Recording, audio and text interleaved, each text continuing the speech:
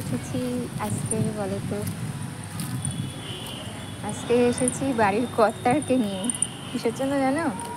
কালকে মেয়ে বিড়ালটা ও মানে জোর করে চেপে ধরে রেখে দিয়েছে, আর ও কী করে চোখ বার হওয়ার জন্য মানে এইরকম জায়গায় আঁচড় দিয়ে দিয়েছে, আমার না ওর। তাই ওকে নিয়ে এসছে আমাদের এই স্বাস্থ্যকেন্দ্র, বিশ্বনাথপুর হসপিটাল। চলো আমাদের হসপিটালটা একটু ঘুরিয়ে দেখি। এই যে ঘুরে বেড়াচ্ছে,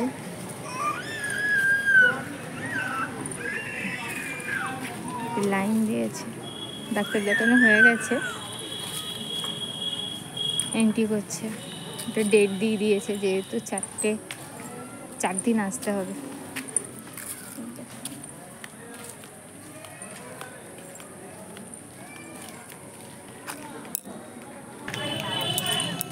ম্যাডাম একটা ব্যাপার নিয়ে কনসাল্ট করলেন। আমি ওকে বলতে বললাম যে যেহেতু দেখলাম মানে দেখালাম তোমাদের রাত্রে যে তো বিছনায় মানে ঠিক কাঁথার মধ্যে কোলের মধ্যে না ঢুকে ঘুমায় না, কিন্তু ম্যামকে ওই কারণে বলতে বললাম যে কী করা যায়। তা তোমাদের দাদা জিজ্ঞাসা বললো যে বাড়িতে থাক, কিন্তু খাটে বিছনায় না ওটাই ভালো। কিন্তু আমার ওরা যে এত বদমাইশ, খাটে না ছাড়া তো ওদের আবার হয় না। কিন্তু চেষ্টা করতে হবে যাদেরকে ওকে না রাখার, কারণ একেই আমি এই সমস্যা নিয়ে ভুগছি। আজকে আমার 9-10 বছর বিয়ে হয়ে গেছে।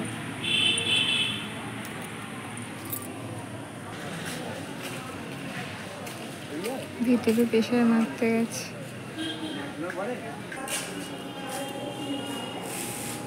দেখো ভ্যাকসিন দেবে।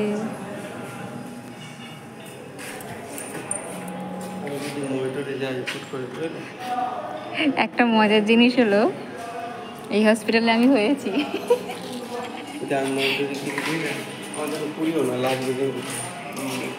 আমি কোন রুমটাই হয়েছিলাম জানো? এই রুমটা না, ওই দিকের রুমটাই হয়েছিলাম।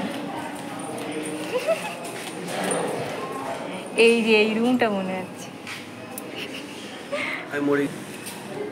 তোমাদের দাদা কি বলছে জানো? ভ্যাকসিন দিতে এসেছে, বলছে আমি যদি মরে টরে যাই আমার জন্য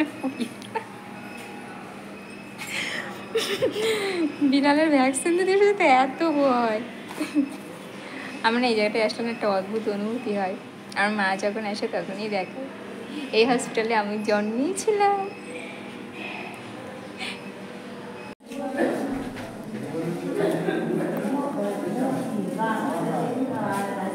বিরাট ভয়।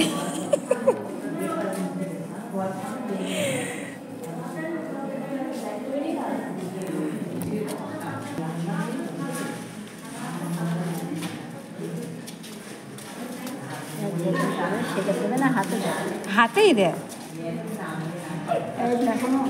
দেখো ভ্যাকসিন দিয়ে কেমন করছে।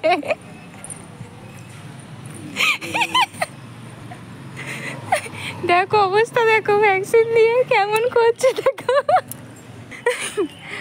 দেখো আমাদের গ্রামীণ হাসপাতাল।